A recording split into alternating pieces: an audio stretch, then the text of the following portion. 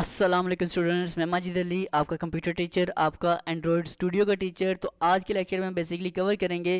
Previous lecture में हमने देखा था कि हम एक टेक्स्ट व्यू को डिज़ाइन व्यू में रहते हुए कैसे कंट्रोल कर सकते हैं, और आज के दिन हम ये सीखेंगे कि टेक्स्ट व्यू अगर हमें क्रिएट करना है और कोडिंग से क्रिएट करना है तो उसके ज़रिए कैसे काम किया जाता है।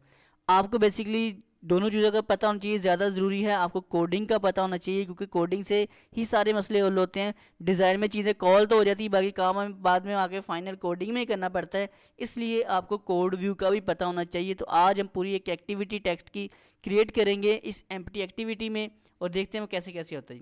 एम्प्टी एक्टिविटी पे क्लिक करके नेक्स्ट पे क्लिक कर देते हैं, इसे करते हैं फिनिश।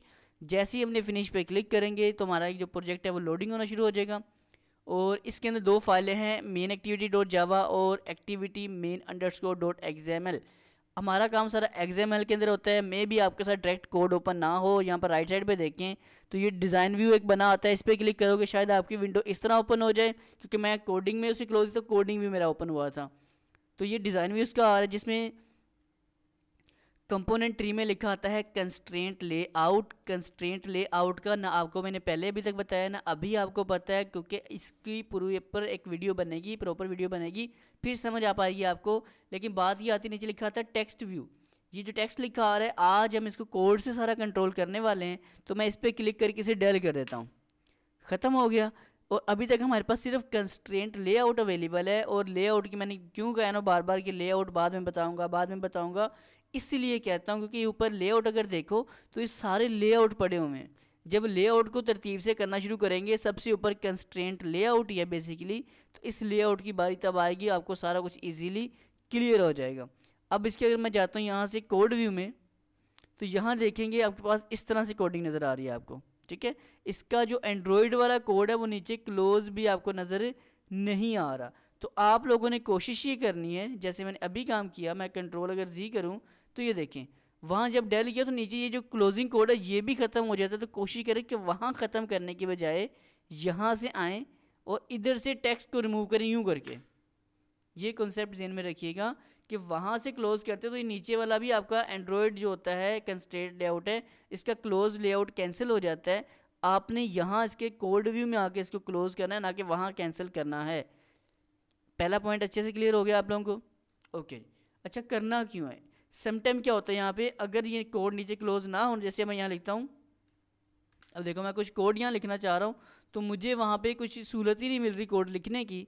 जैसे कि मैं यहाँ से आता हूँ, मैं कहता हूँ जी एक टेक्स्ट व्यू क्रिएट करता हूँ, टी कैपिटल के साथ, TEXTVIEW, देखिए लिखा आ गया, और फॉरवर्ड स्लैश लगा के से मैं नीचे ले आता हूँ और यहाँ लिखता हूँ IOD। मैंने सिर्फ ID लिखा, इतनी सारी लंबी लिस्ट मेरे सामने आ रही है। तो ये जो लंबी लिस्ट बेसिकली आ रही है, अक्सर वो नीचे क्लोजेबल ना हुआ हो तो ये आपको एरर देता है। 100 में से मतलब 10-15% ऐसा हो जाता है मोस्टली, अदरवाइज काम करता रहता है। लेकिन कुछ भी मसला ना बने, इसलिए आपको मैंने सारा कॉन्सेप्ट पहले बताया। वहाँ क्लोज करने के बजाय आके कोड व्यू में आएँ, जो आपका टेक्स्ट व्यू लगा हुआ था सिर्फ उसको क्लोज करना है। एक कॉन्सेप्ट तो हो गया क्लियर।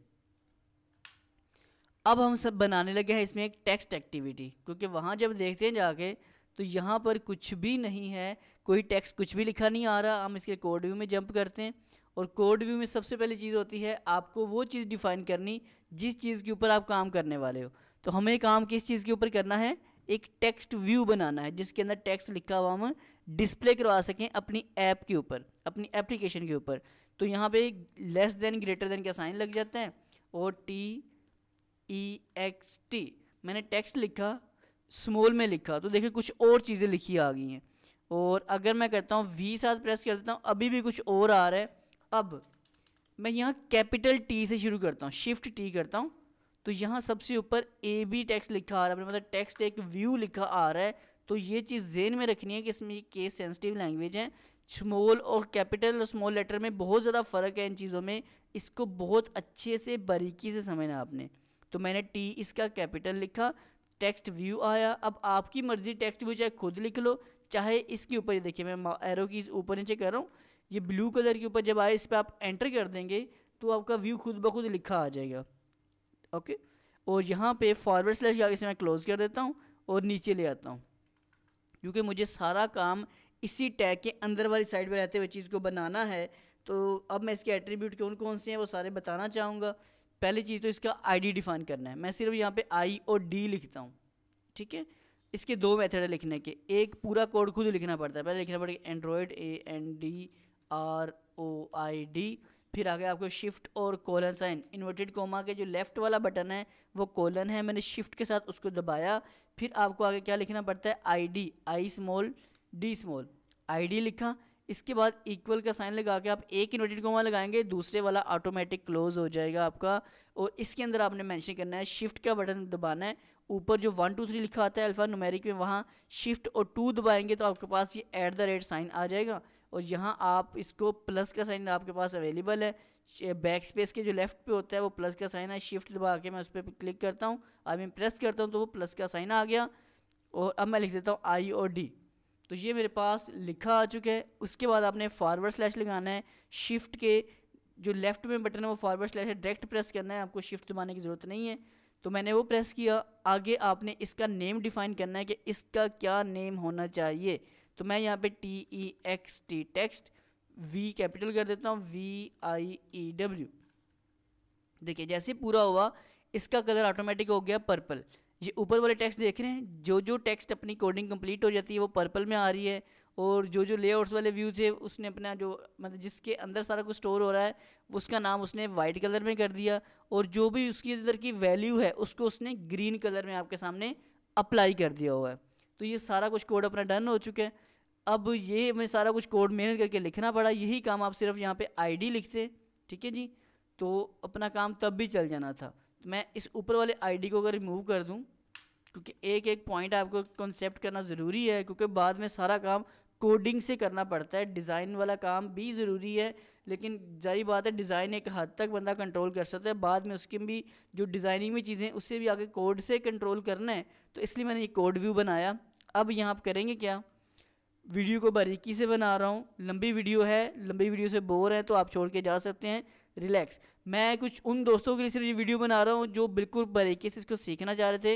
ये वीडियो उनके लिए, किसी प्रोफेशनल के लिए नहीं है, उन लोगों जो सीखना चाहते हैं। बस हम लोग आगे कंटिन्यू करते हैं काम जी। मैंने सिर्फ ID लिखा, अब मैं डायरेक्ट करने लगा हूँ, बार बार लिखने के चक्कर में एंटर किया, इसके ऊपर आके भी एंटर किया, और यहाँ पे अपने पास टेक्स्ट व्यू खुद से मेंशन करना, TEXT टेक्स्ट VIEW। तो ये मेरे पास एक ID डिफाइन हो चुकी है। ID बेसिकली डिफाइन की क्यों है हम लोगों ने, ID डिफाइन करने का मतलब है कि हम लोग जो टेक्स्ट लिखेंगे उसको बाद में किसी रेफरेंस के तौर पे कहीं इस्तेमाल करना पड़े तो ये ID होगी, तो हम इसमें काम कर सकेंगे।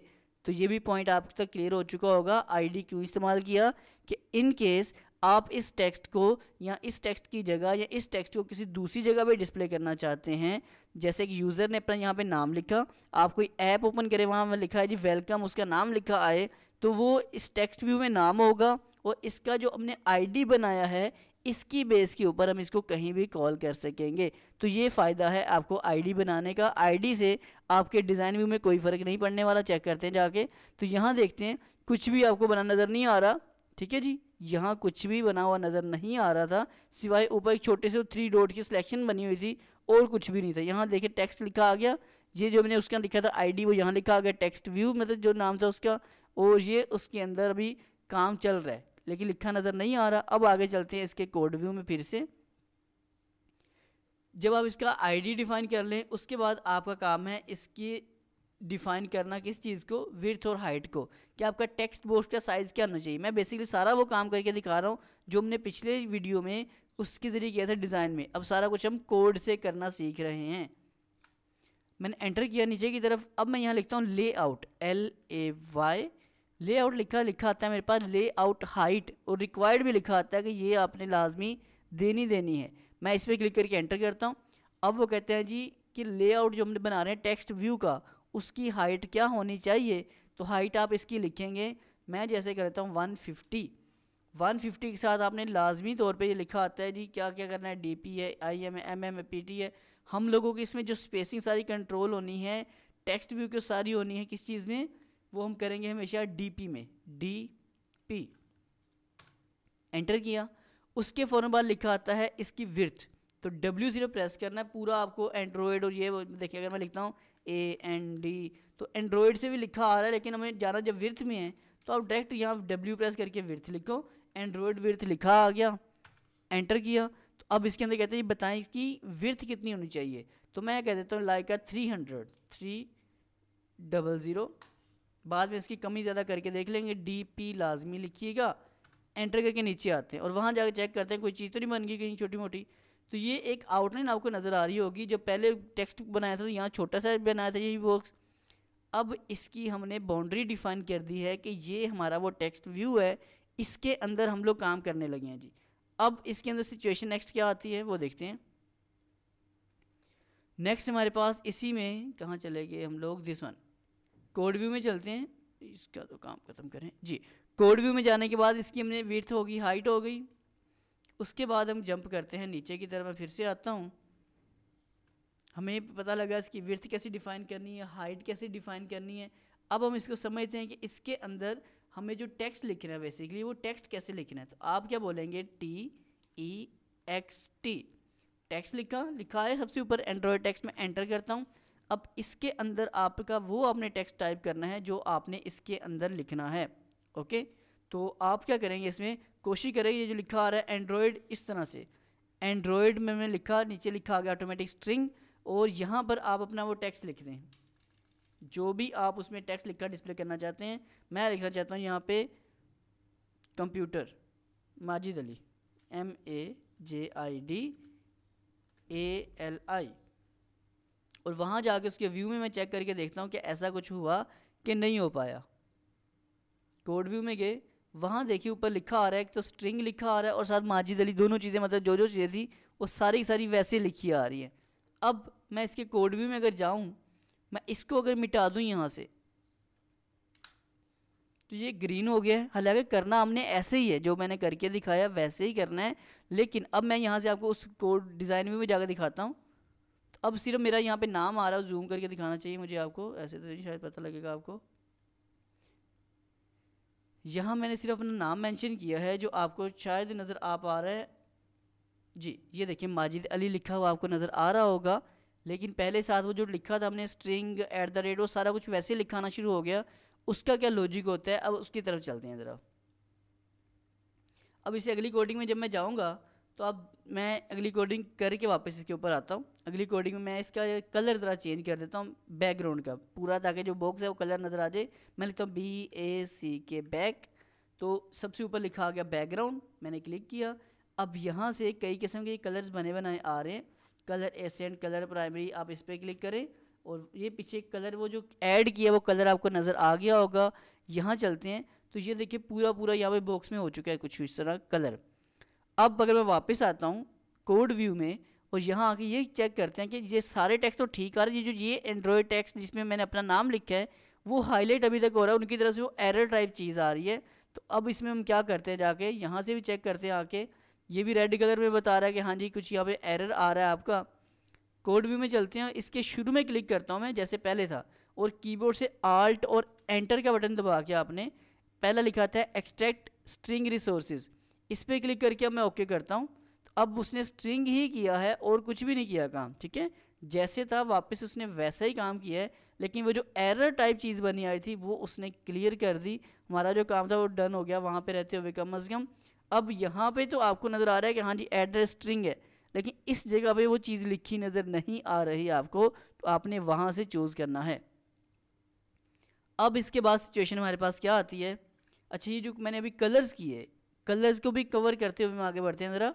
मैं यहाँ से आता हूँ बैकग्राउंड कलर, मैं इसको मिटाता हूँ, और क्योंकि वो जो पहले कलर मैंने चूज़ किए ना वो सारे कलर उसके अंदर बने बनाए आ रहे थे, बेसिकली जितने भी कलर सब बने थे। मैं इसमें खुद से अपनी मर्ज़ी का कलर पुट करना चाहता हूँ, तो आपने करना है हैश का साइन लगाना है, सॉरी Shift 3 करके मैंने लगाया है हैश का साइन। अगर आप Shift 2 करते तो @ आ जाएगा, और जब @ आएगा तो ये कलर्स बाय डिफ़ॉल्ट जो हो रहे हैं वहाँ पे पड़े हुए वो सारे आ जाएंगे। जैसे मैं अगर इस पर क्लिक करके दिखाऊंगा आपको, तो ताकि आपको कलर तो वहाँ नज़र आ जाए, कुछ देखें आता है कुछ नज़र, तो उसके अंदर कुछ इतना कोई कलर नहीं है। मैं दोबारा जाता हूँ, ये ड्रॉएबल का ABC को एक वेक्टर था वो नहीं आया, तो मैं इसे क्लोज करता हूँ ज़रा, क्योंकि वेक्टर वहाँ पे मैंने रखा ही नहीं हुआ अभी तक। अच्छा बात कॉन्सेप्ट को मतलब ख़राब नहीं करते, बहुत मेहनत से यहाँ तक पहुँच रहे हैं, तो बैकग्राउंड के अंदर जो मैं कलर की बात कर रहा हूँ वो सिर्फ इतनी सी है कि शिफ्ट 3 से लगाता हूँ हैश का साइन, इसके अंदर आपने लिखना है FF और उसके बाद आपने अपनी मर्ज़ी के यहाँ पे कलर पुट कर देने हैं। कौन से? जैसे मैं कहता हूँ red 90, green red green blue RGB yes 10 और 10। वहाँ चेक करके देखते हैं कोई कलर हुआ। मैंने वहाँ पे कौन सा कलर ज़्यादा किया है? रेड वाला। अगर मैं ऐसे करूँ तो आपको ये देखिए नज़र आता जाएगा। FF के बाद 90 है रेड, 10 है ग्रीन और वो है ब्लू।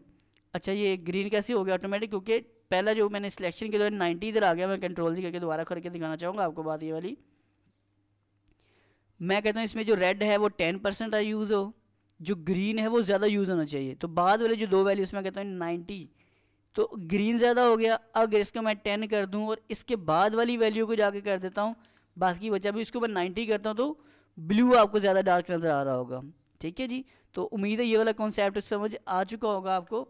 और मैंने दोनों को 90-90 किया है, उसको ग्रीन और उसको, तो मेरे पास ऊपर एक नया कलर जनरेट हो गया। तो आप यहाँ से अपनी मर्ज़ी के कलर भी बना सकते हैं और आपको आने वाले वक्त में मैं इन कलर्स कोडिंग की वीडियो एक और प्रोवाइड कर दूंगा। हमें कोई भी कलर का कोड कैसे निकालना है, कहाँ से चाहिए, कौन सी वेबसाइट है, वो सब डिटेल भी प्रोवाइड कर दूंगा। बाकी अभी स्टार्टिंग सीखने वाला अमल है, तो आप इतना जितना बताया है ऐसे कवर करते जाएंगे तो आपको सारे कॉन्सेप्ट क्लियर होते जाएंगे। जी आज की वीडियो सिर्फ जो लोग कोड में इंटरेस्टेड है उनके लिए है। जो लोग कोड में इंटरेस्टेड नहीं है आप छोड़ के जा सकते हैं, आपको मैं आगे डिज़ाइन में सिखाता जाऊंगा। लेकिन अगर प्रॉपर सीखना है तो कोड का आपको पता होना चाहिए, इसलिए मैं इसके एक एक पॉइंट को डिस्कस कर रहा हूँ आपके साथ, ताकि कॉन्सेप्ट क्लियर होना बहुत ही ज़्यादा ज़रूरी है इस चीज़ में रहते हुए। आगे बढ़ते हैं जी। हम लोगों को बैकग्राउंड की समझ आ गई इसके कि बैकग्राउंड को कैसे कंट्रोल करना है, क्या क्या होता है बैकग्राउंड में। इसके बाद इसका राइटिंग स्टाइल, हम इसका काम करते हैं। पहले इसका साइज़ बड़ा कर लेते हैं ज़रा, SIZE। मैंने साइज़ लिखा तो सबसे ऊपर लिखा था टेक्स्ट साइज़। तो टेक्स्ट साइज़ के अंदर आप यहाँ पे कुछ भी साइज़ लिख दें। मैं लिख देता हूँ यहाँ पे ऑलमोस्ट 40, और जो 40 लिखा तो ऊपर देखिए इसका टेक्स्ट साइज़ इंक्रीज़ हो चुका है हमारे इस एरिए का। जो मैं थोड़ा सा इधर कर दूँ ताकि आपको वो भी एरिया नज़र आता जाए अच्छे से। कुछ यूँ साइज़ तो इंक्रीज़ हो चुका है, लेकिन वो पूछ रहा है कैसे लिख रहे हैं। तो आप जब कभी कोई टेक्स्ट लिखेंगे, ये कॉन्सेप्ट अच्छे से ज़हन में रख लें। पहले हमने DP के साथ काम किया था, अब आपने SP के साथ इसकी स्पेसिंग को कंट्रोल करना है। टेक्स्ट की जब भी आपने वैल्यू देनी है आपने इसमें SP ही यूज़ करना है। फाइनल डिसीजन मेरा ये वाला आप लोगों के लिए। अब यहाँ पे जो जो साइज़ लिखते जाओगे 30 लिखते हैं तो वो 30 वहाँ पे ऑटोमेटिक उसने अपडेट कर दिया। तो मुझे फ़िलहाल चाहिए 40 इंक्रीज़, ताकि ज़्यादा होगा तो आपको भी अच्छे से नज़र आएगा, मुझे भी नज़र आएगा। तो ये समझ आ गई कि टेक्स्ट का हम साइज़ यहाँ से बड़ा छोटा कैसे कर सकते हैं। अब इसका जो टेक्स्ट का कलर है, क्या इसका कलर भी चेंज हो सकता है? तो हम क्या करते हैं, यहाँ पे लिख देते हैं कलर COLOR। तो सबसे ऊपर लिखा है टेक्स्ट कलर, एंटर किया। यहाँ पे बने बनाए कलर्स आते हैं। आप यहाँ से शिफ्ट 3 से हैश का साइन लगाएं और उस अब देखिए जैसे मैंने हैश लगाया उसने बाकी उसकी एक्टिविटी को डिस्टर्ब किया है, लेकिन आप FF लिख के अपनी मर्ज़ी के यहाँ कलर मेंशन कर दें। जैसे कि कलर मैं कौन सा कर देता हूँ 60, 77 और 90 नहीं मज़ा आया क्योंकि डार्क हो गया, ऐसे फिर भी ठीक है जी। अब ये मैंने फिलहाल एक कोड लिखा अपने पास, तो यहाँ पे उसने क्या किया, आपको उस डार्क के मतलब ब्लू लाइट ब्लू सा कलर आ रहा है पीछे, उसके ऊपर ये टेक्स्ट मार्जिनली लिखा हुआ आपको अच्छे से नज़र आ रहा होगा। अगर आप चाहें तो ये कर लें। अब यहाँ पे लिखे हैं 90, तो क्या हो जाएगा, कलर मेरे पास एक बन गया 10, इसको भी 10 कर लेता हूँ मैंने डार्क रेड कलर कर दिया ताकि और अच्छे से आपको नजर आए कि 90% मैंने कहा जी रेड हो जाए, बाकी 10% दोनों कलर ऐड किए तो टेक्स्ट का कलर भी चेंज हो गया। तो ये कॉन्सेप्ट भी आपका क्लियर हो गया कि अगर आपको टेक्स्ट का कलर देना है, कौन सी कोडिंग है और इससे क्या क्या काम हो रहा है, वो सब पॉइंट आपको क्लियर हुए होंगे। अब बारी आती है इसके राइटिंग के स्टाइल की। तो मैं यहाँ पे लिखूँगा अपने पास, जिससे वो कॉल दो लिखता हूँ फॉन्ट FONT, फॉन्ट फैमिली। इसके अंदर ये तरह तरह के राइटिंग स्टाइल के नाम आ रहे हैं। हमने जो लास्ट टाइम वहाँ पे यूज़ किया था नाम, वो था अपने पास वही वाला नेम मैं यहाँ से पिक करके, ये जो ऊपर सबसे पड़ा हुआ है कर्सिव, इस पर क्लिक करता हूँ तो ये देखिए माजिद अली लिखा हुआ उसी स्टाइल में शिफ्ट हो गया जैसा हमने वहाँ मेंशन किया था लास्ट वीडियो के अंदर रहते हुए। इसके बाद राइटिंग स्टाइल के बाद आप इसमें मतलब कोई भी राइटिंग स्टाइल ऐड कर सकते हैं। मैंने आपको मेथड बता दिया है, बाकी अब आपकी मर्ज़ी है, आपकी जंग है, जैसे लड़ सकें वैसे लड़ते जाइए। इसके बाद हमारे पास सिचुएशन बनती है किस चीज़ की कि मुझे क्या काम करना है, अब इसको थोड़ा सा बोल्ड करना है या इटैलिक करना है, दोनों काम एक ही वक्त में करने हैं। तो मैं यहाँ पे क्या करूँगा, होता है टेक्स्ट स्टाइल, हम कहते हैं TEXT टेक्स्ट, सबसे ऊपर लिखा आ गया टेक्स्ट स्टाइल। मैं इसमें एंटर करता हूँ, मैं इसमें बोल्ड पे क्लिक करता हूँ तो यहाँ टेक्स्ट देखिएगा बोल्ड हो चुका है। अगर मैं बोल्ड कैंसिल करता हूँ तो ऊपर देखें नॉर्मल है, और अगर इन्वर्टेड कॉमा लगा के मैं लिखता हूँ बोल्ड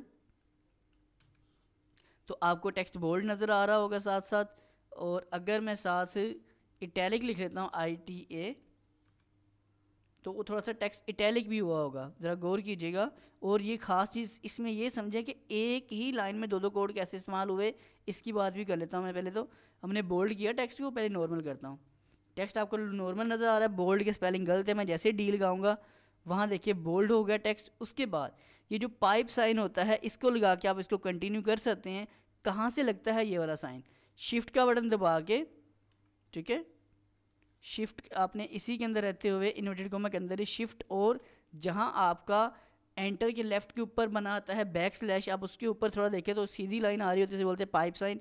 आप जब इस पर क्लिक करेंगे और यहाँ पे साथ आप दूसरा अपना ITA इटैलिक भी लिख सकते हैं, मतलब एक ही कोडिंग में दोनों काम भी किए जा सकते हैं। तो ये भी एक इंटरेस्टेड और ख़ास इन्फॉर्मेशन आप लोगों के लिए कि एक लाइन में दो कोड अगर देने चाहें किस चीज़ के, मतलब एक ही स्टाइल के, आगे फर्दर कामें होते हो तो वो भी हम यहाँ पे कंट्रोल कर सकते हैं। अब ऊपर टेक्स्ट लिखा रहा है माजिद अली एक लेफ्ट साइड के ऊपर, मैं उसे सेंटर में करना चाहता हूँ तो उसके लिए हमने ग्रेविटी चूज़ किया था। वहाँ पे मैं यहाँ पे ग्रेविटी लिखता हूँ और यहाँ पे सारी तरह की कोडिंग हमारे सामने आ गई है। मैं अगर यहाँ से जस्ट करता हूँ सेंटर तो देखिए आपका टेक्स्ट चारों तरफ से सेंटर में आ चुका है। रही बात आप लोगों के चेक करने की, तो आपने क्या करना है, यहाँ से जब यहाँ पे आके ऐसे C प्रेस करेंगे, मैं हॉरिजॉन्टल करता हूँ तो टेक्स्ट किसी और तरफ जाके सेट हो जाएगा। तो आपकी जिम्मेदारी है कि आप बाकी चीज़ों को चेक करना कहाँ कहाँ जा रहा है। मैं फिलहाल इसको सिर्फ सेंटर कर रहा हूँ ताकि लेफ्ट राइट हर तरफ से ये सेंटर में आ जाए आपका टेक्स्ट जी। इसके बाद अपने पास सिचुएशन आती है, वो हम कवर करेंगे किस चीज़ को, कि लास्ट आखिरी हिस्सा इसका क्या बचता है, वो है इसका लेआउट का। ये जो लेआउट है बेसिकली कंस्ट्रेंट लेआउट हमने जो कंट्रोल किया था पिछली कोडिंग में, वो भी आप यहाँ से कंट्रोल कर सकते हैं। हम लिखते हैं लेआउट कंस्ट्रेंट टॉप LAY लिखता हूँ मैं लेआउट, आपने सिर्फ यहाँ पे लिखा लेआउट, लेआउट में लिखा था constraint top to bottom. Constraint की कहाँ लिखा रही है अपने पास, ये सारा लेआउट आ रहा है। ये थोड़ा सा इसमें नीचे करता हूँ यहाँ से करके, तो ये हमारे पास कुछ इसके व्यूज़ आ रहे हैं जिससे इसके लेआउट को, जो कंस्ट्रेंट लेआउट का मैंने जिक्र किया था कि बाद में बताऊंगा, वो चीज़ों को थोड़ा सा बेसिक ये आ रहा है। हम कहते हैं constraint top into bottom of, constraint top into bottom of, जहाँ पे हमने ये लिखा हुआ है हम उस व्यू को चूज़ कर सकते हैं ताकि हम इन व्यूज़ को थोड़ा सा अपनी मर्जी से कंट्रोल कर सकें। ठीक है जी, तो मैं यहाँ पे लिख लेता हूँ LAYOUT कंस्ट्रेंट, तो ये मतलब लेआउट आ गया भी लिखा हुआ। अब हमें यहाँ से देखना है कि इसमें लिखा हुआ आ रहा है, या तो आप सारा खुद टाइप कर लो, नहीं टाइप करते तो constraint top underscore two bottom of, constraint, ये नीचे सारे कंस्ट्रेंट आ रहे लिखे हुए देख रहे हैं, कंस्ट्रेंट टॉप टू, ये टॉप ऑफ आ रहा है अपने पास। हमें जाना है पहले इसके स्टार्टिंग व्यू के लिए, कहाँ पर, वो आता है to bottom of, top to bottom of, ये है जी टॉप टू बॉटम ऑफ। इस पर डबल क्लिक कर दिया हमने। इसके अंदर हम करने क्या वाले, इसमें आपने डिफाइन कर देना है पेरेंट को। पेरेंट का मतलब वो सारा कुछ आपका व्यू नीचे की तरफ शिफ्ट हो गया, पहली चीज़। एंटर करते हैं हम साथ ही, तो इसका दूसरा व्यू आता है, वो होता है हमारे पास constraint in end to end. Constraint मैं लिख देता हूँ यहाँ पे CON, ये कंस्ट्रेंट आ गया। अब यहाँ से हमने देखना है एंड टू एंड, यही था अपने पास जी, constraint end to end off. मैं डबल क्लिक करता हूँ और इसको भी आपने पेरेंट कर देना है। ये पेरेंट क्या होता है, ये भी कॉन्सेप्ट है पूरा अपने आप में, लेकिन आपका जो टेक्स्ट आपको नज़र आ सके प्रॉपर, हम उसके लिए कुछ थोड़े से कंट्रोल सीख रहे हैं ताकि आपका प्रॉपर टेक्स्ट भी बन जाए। ये सारा कंस्ट्रेंट लेआउट ज़रा उलझन ही है, काफ़ी ज़्यादा मुसीबत होती है, लेकिन फिर भी मैं आपको ये क्लियर कर दूं कि जो जो हमने पिछली कोडिंग में सारा सीखा था वो सारा काम मैं आपको यहाँ कवर कर रहा हूँ। अब हम करते हैं start to start of, START start to of. मैं कंस्ट्रेंट लिखता हूँ CONS, कंस्ट्रेंट में चलते हैं। अब यहाँ से स्टार्ट टू स्टार्ट ऑफ में भी जाना आपने, और इसको भी जाके आपने पेरेंट कर देना है। ये सारे इसके व्यूज़ हैं बेसिकली, जिससे आपका टेक्स्ट बेसिकली कुछ कंट्रोल होने वाला है। और अब आखिरी चीज़ बचती है अपने पास, और आखिरी हमारे पास चीज़ आती है वो है top to top of. Top to top of तो हम यहाँ से कहते हैं कंस्ट्रेंट, थोड़ा सा लंबा है, बोरियत है, लेकिन काम की चीज़ है, इसलिए मुझे आपको ये हर चीज़ बतानी पड़ रही है। कंस्ट्रेंट टू, अब अपने पास है constraint top underscore two top of, constraint top underscore two top of.